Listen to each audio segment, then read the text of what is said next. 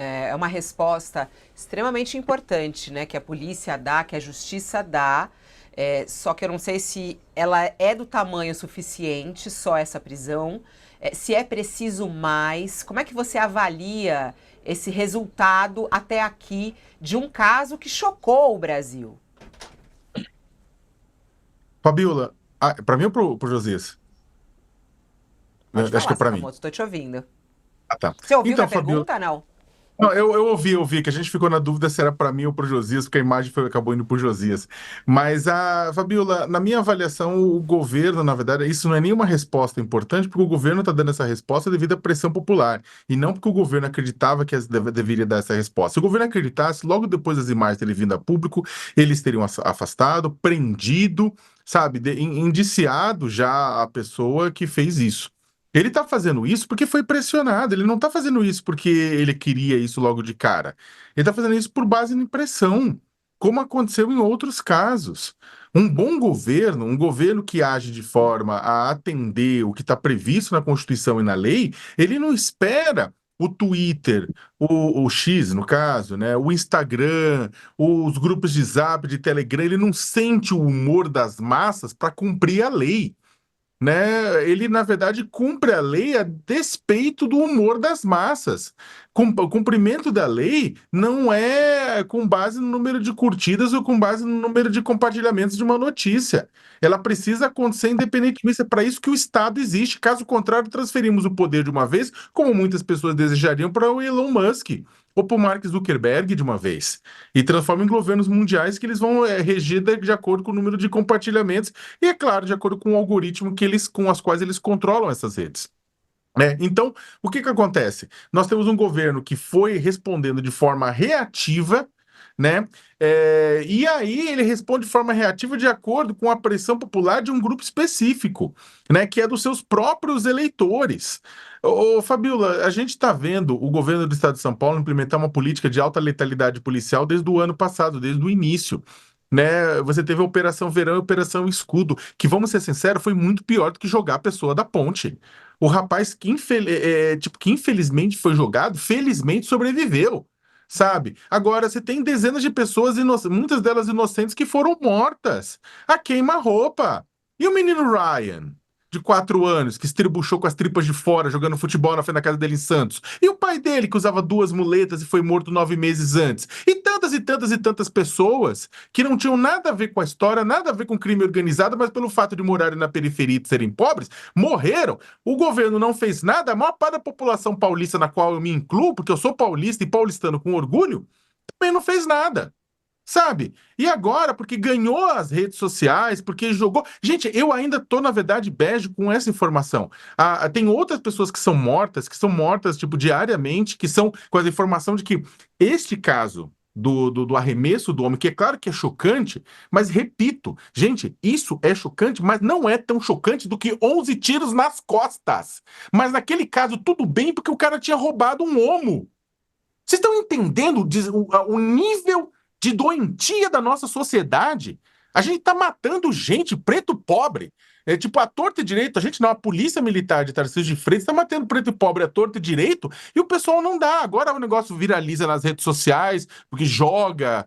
E o negócio vira, mas era inocente, mas teve inocente morto também. O menino Ryan era o quê? Culpado? Com 4 anos? Né? Então, eu acho, o ponto é o seguinte, Fabio, eu acho que no meio de tudo isso, não só, o governo, eu concordo e assino embaixo o que o Josias falou. O nome do problema não é Guilherme Derrite. Guilherme Derrite está cumprindo ordens. Mas desde Nuremberg, desde dos tribunais da Segunda Guerra, não cola. Claro que não cola. Ele é responsável também. E ele é o idealizador de parte dessa segurança. Mas ele realiza essa segurança sob bênção, sob pedido de Tarcísio de Freitas. Ou o Derrite faz o que quer e o Tarcísio, meu Deus, ele não manda em nada. Ele é o governador. Ele que aplicou essa política. Da mesma forma como ele retraiu e pisou no freio na política de câmeras de segurança, que antes gravavam ininterruptamente e agora não necessariamente. Né? Então o que acontece? Existe essa política do bate, espanca, sangra, mata para reduzir crime, que é uma política extremamente equivocada, mas que a responsabilidade é do governador. E não adianta ele trocar o Derrite, colocar outra pessoa e a política continuar a mesma, só para inglês ver. Só para inglês ver. Gente, e aí o governador e o Derrite são os grandes responsáveis por esse processo de ter descontrolado a tropa através da falsa sensação de que pode fazer o que vocês quiserem, que a gente segura e mata no peito. Só que, por outro lado, essa política existe e não adianta a gente tapar o sol com a peneira, porque uma parcela significativa da população de São Paulo, sim, eu estou falando para São Paulo, concorda com isso. Nas pesquisas de opinião, né, em tudo isso mais, o pessoal concorda com violência policial, né, como solução para o crime. Eu entendo que um Estado com violência, com criminalidade em alta, tudo isso, com as pessoas perdendo patrimônio que suaram muito para conquistar, o seu telefone celular, a sua casa, a sua dignidade, a sua vida, eu sei que isso assusta. Mas, sinceramente, vocês acham que matando vai resolver? Olha o que acontece quando você libera a polícia para matar. É inocente, é culpado, é inocente tornado culpado, porque o cano da arma do policial muitas vezes ocupa o papel de agente, de promotor, de juiz e de carrasco, sem passar pelo processo legal, né? E de forma que depois você descobre que a pessoa era inocente. Então, o que acontece? A população de São Paulo precisa rever o seu posicionamento. É isso que acontece quando você dá à polícia a liberdade de matar indiscriminadamente. A polícia contém o monopólio da violência, é claro. Só que a liberdade de matar não. Tem regras, né? Então, quando você dá a liberdade de matar para a polícia, acontece o que está acontecendo aí. E o que acontece é o que está acontecendo. E vai pegar quem? Vai pegar desde uma pessoa que não tinha nada a ver, vai pegar um estudante de medicina que também não tinha nada a ver, como aconteceu no curso de medicina, filho de professores da USP, que acabou dando uma chacoalhada e chamando a atenção da classe média e classe alta para a questão da criminalidade, que é o que acontece nas franjas de São Paulo desde sempre, para a letalidade policial que acontece, para a letalidade policial que acontece nas franjas de São Paulo. Então, cidadãos paulistanos, né? O que acontece? Sim, não adianta só culpar o governador. O governador, neste caso, ele está fazendo isso porque nas pesquisas de opinião aparece lá que ele tem apoio. Neste exato momento, por conta desse caso, o apoio se reverte, é por isso que ele fica preocupado. Mas daqui a pouco, na hora que o corpo esfriar, daqueles 11 tiros nas costas, do estudante de medicina, na hora que ninguém lembrar nem o nome do cara que foi arremessado da ponte, volta tudo ao normal. Por quê? Porque ele quer voto de quem? De um cidadão de São Paulo e do estado de São Paulo que vê na ponta da bala a certeza da justiça. Então, ou a gente muda também o posicionamento que a gente tem, ou governos vão continuar surfando nessa política letal, nessa necropolítica, para conseguir o voto em 2026. E não se enganem, vai conseguir. Você sabe que tem muita mensagem chegando aqui. O Paulo, ele fala o seguinte: o mais assustador naquele vídeo é ver que os outros policiais nem piscaram. Porque a gente está falando da atitude desse policial que joga e os outros não piscaram. Ele fala, não é apenas uma maçã podre, a violência é algo institucionalizado na polícia, é o que diz aqui o Paulo Paiva, que mandou um superchat. E é muito curioso, os 12 policiais foram afastados, a decretação de prisão envolveu apenas esse, né? O Lincoln também manda um superchat dizendo, as 11 balas disparadas pelo PM ficou muito mais caro que uma caixa de produto de limpeza, diz ele aqui, falando sobre a repercussão também daquele outro crime cometido por um policial militar de folga. E nisso que você está falando, né, ô Sakamoto, sobre o apoio da população, é curioso que, diante dessa cena tão absurda, que todo mundo ficou chocado, pelo menos uma boa parte da sociedade, né, ficou chocada do homem ser arremessado de uma ponte, isso foi celebrado por um parlamentar. Jorge Seife foi às redes sociais ontem e fez um post que chama muita atenção. Diz ele, a imprensa nacional demonizando a PM de São Paulo. O erro dos policiais foi ter jogado o meliante em um córrego. Não foi do penhasco. Não foi do penhasco? Pergunta ele. Porque com essa justiça sem vergonha que libera vagabundo em audiência, levar para a delegacia e ser satirizado por um criminoso é o fim do mundo. Tomar um banho no córrego é prêmio. Minha solidariedade e apoio incondicional, e aí ele escreve aí em letras maiúsculas, aos PMs e ao secretário de Segurança Pública, Guilherme Derrite. O filósofo, diz ele aí, entre aspas, Sivuca já dizia que em 1986, bandido bom é bandido morto. Tá com pena das vítimas? Leva para casa. Como pode, né? Essa declaração, o Sakamoto, começa com você agora. Ele pôs isso, claro que a repercussão foi gigante, e ele apagou na sequência. Mas um senador da República vai para as redes sociais diante de uma cena dessa e fala: deveria ter jogado do penhasco. Fabiola, lembrando quem é Jorge Seife, né? Jorge Seife era chamado, né, muitas vezes por ele mesmo de 06, né, por conta de ser o sexto filho de Jair Bolsonaro, né? Bolsonaro tem quatro filhos homens, né? Agora com o Jair Renan ter sido eleito vereador, são quatro na política, né? E mais uma, né, que é a filha mais nova, então ele é muitas vezes chamado de filho 06, dada a proximidade com Jair Bolsonaro, né, e com a família Bolsonaro, né? Ele é porta-voz da própria família Bolsonaro, né, e do bolsonarismo e da extrema-direita. Então, não é novidade. Na verdade, o que está acontecendo é a extrema-direita brasileira vir a público repetir chavões, né, na verdade, sem nenhuma criatividade, né, a respeito do que ocorrido. E é o que a extrema-direita pensa mesmo, tinha que matar, tinha que esfolar, né? Existe um pensamento na extrema-direita que é basicamente o seguinte: se apanhou da polícia é porque é culpado. Né? Olha que interessante, se apanhou da polícia porque a culpada, a Anistia Internacional vive batendo nessa tecla, né? Dessa ideia de que se apanhou na polícia porque é culpado, porque se não tivesse apanhado da polícia não seria culpado. Qual que é a consequência dessa frase? A consequência dessa frase é que você entrega à polícia o poder, como eu já disse, de ser investigador, promotor, juiz e carrasco. Ou seja, a polícia não erra, a polícia não falha, a polícia é composta de seres sobre-humanos que sabem de tudo, que entendem de tudo, que avaliam tudo em tempo real, com todas as provas possíveis e impossíveis, sendo que qualquer investigador sabe que não é assim. Tanto é que se fala de indiciamento e não culpa. Se a polícia, se a polícia sabe de tudo, então se a polícia tem certeza a declaração da polícia vale mais do que qualquer coisa, então o que o Jorge Sef está falando? Que Jair Bolsonaro é culpado de golpe de Estado, porque a Polícia Federal indiciou Jair Bolsonaro. Se a polícia, o que decide a polícia é o que está decidido, então Jorge Seife aponta dizendo que Bolsonaro é culpado. A lógica de Jorge Seife, ao defender os policiais de São Paulo, acaba condenando Jair Bolsonaro sem um julgamento. Esse que é o interessante dessa história, porque se por um acaso, né, essa polícia que o Jorge Seife fala, não, ela tá correta, o que o Jorge Seife tá falando é que o cara era bandido sem haver um julgamento. Então, se é isso, se a polícia decide quem é bandido, então a polícia decidiu. Jair Bolsonaro é um bandido e um golpista, porque ele foi indiciado em vários casos. Né? Então, você está entendendo o tamanho do problema? Só que o que acontece é que, para boa parte do bolsonarismo, para quem essa mensagem foi divulgada, não foi para a população em geral, foi para atiçar as hordas bolsonaristas, para usar esse caso para manter as hordas bolsonaristas animadas, para apoiar um outro grande bolsonarista que está no governo do estado de São Paulo, que é Guilherme Derrite. Guilherme Derrite é bolsonarista de carteirinha, mais até do que Tarcísio de Freitas.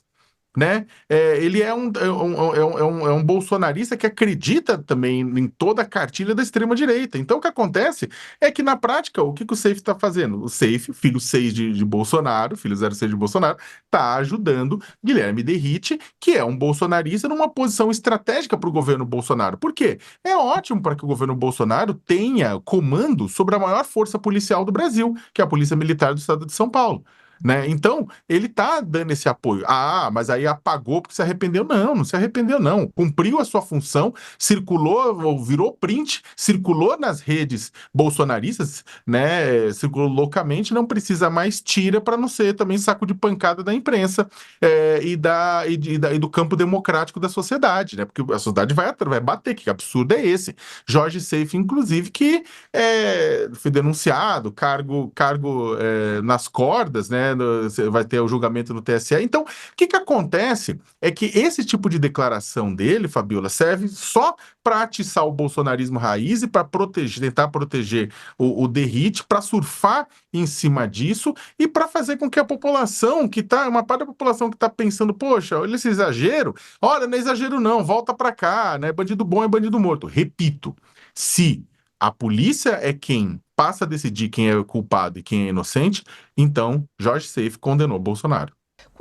Quando até aqui, eu esqueci o nome dela, Sakamoto, Débora Siqueira, que reclamou, e também tem o Jefferson que fala aqui, o Wellington, a prisão é pouco, estão esperando mais. O Tarcísio, na primeira reação que ele fez, ele disse que é preciso ter alguma mudança.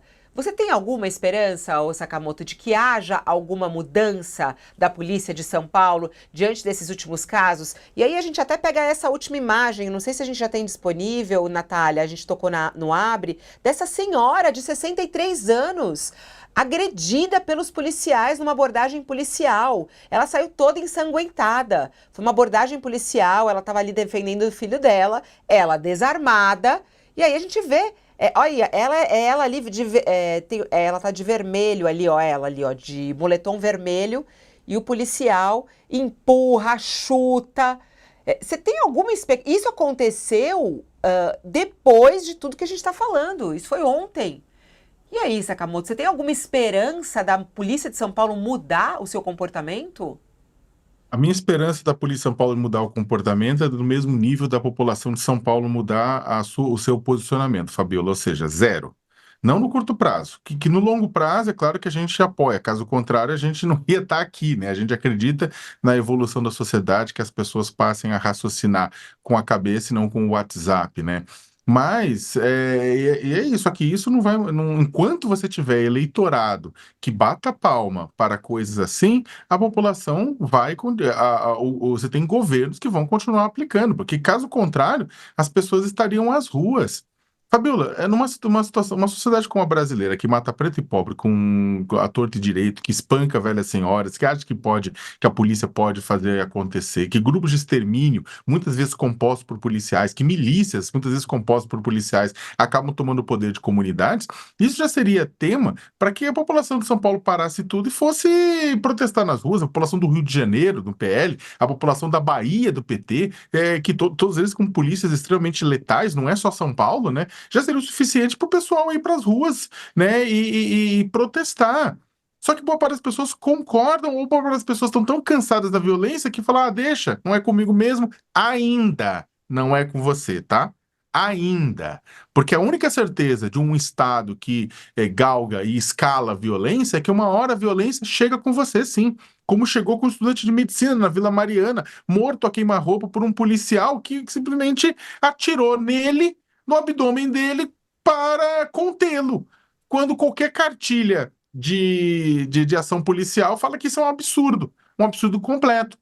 Agora, Fabiola, eu repito, tudo isso que a gente está vendo, eu acho que foi importantíssimo que aconteceu a morte não que a morte do rapaz foi importantíssima, mas a comoção pós-morte do rapaz da estudante de medicina foi importante, aquilo deu um grau na hora que aconteceu a execução dos 11, com o rapaz com os 11 tiros nas costas, a morte, o cara sendo jogado da ponte também, tudo isso acabou escalando e é interessante que a população de São Paulo agora está tendo um vislumbre não só do governo Tarcísio, mas do seu próprio rosto no espelho. Porque casos como o dessa senhora, que foi espancada, já tinha aparecido antes. Aliás, a gente estava escrevendo ontem sobre isso, né? E você tinha tido já casos de outras senhoras que foram espancadas, né, por policiais ao defender a sua casa, ao defender os seus filhos.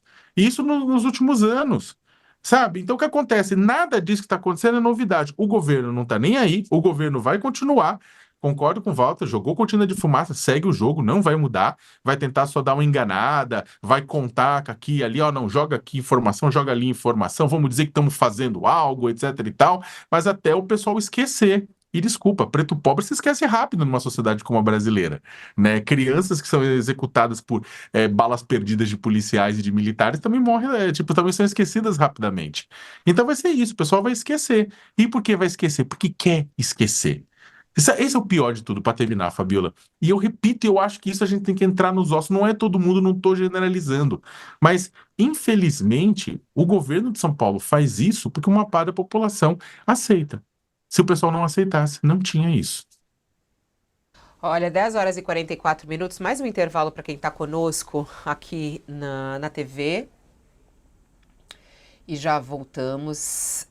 Eu queria até trazer em mais detalhes, Sakamoto, a gente só soltou a imagem, mas trazer mais informações a respeito da violência contra essa senhora de 63 anos. Aliás, quem acaba de me escrever aqui, que está nos assistindo, é o professor Rafael Cadipani, pesquisador na área de segurança pública, e ele dizendo que embrulhou o estômago, que ele está absolutamente chocado com mais essa agressão da Polícia Militar de São Paulo. Bom, o nome dela é Lenilda Messias, ela tem 63 anos, é empresária, e ela foi agredida por um policial militar na noite dessa quarta-feira no Jardim Regina Alice, em Barueri. Foi durante a abordagem policial que envolveu o filho dela na garagem da família. Vamos assistir o vídeo. Vamos fazer um tiro em casa ao vivo! Ao vivo! Ao vivo! Ao vivo!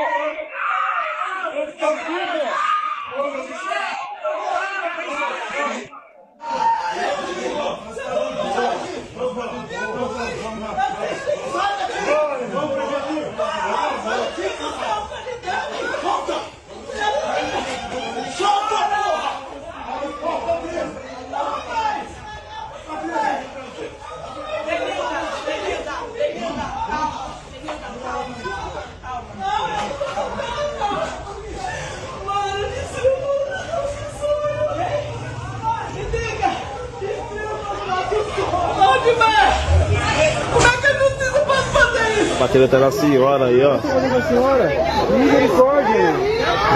Peraí, vocês não podem me obrigar, não depende do quê? Não pode bater na senhora, mano! Essas imagens são muito fortes, né? A gente está vendo aí essa empresária totalmente agredida, ensanguentada no rosto. Ela estava tentando defender o filho também é um empresário, Juarez Higino Lima. Ele foi agredido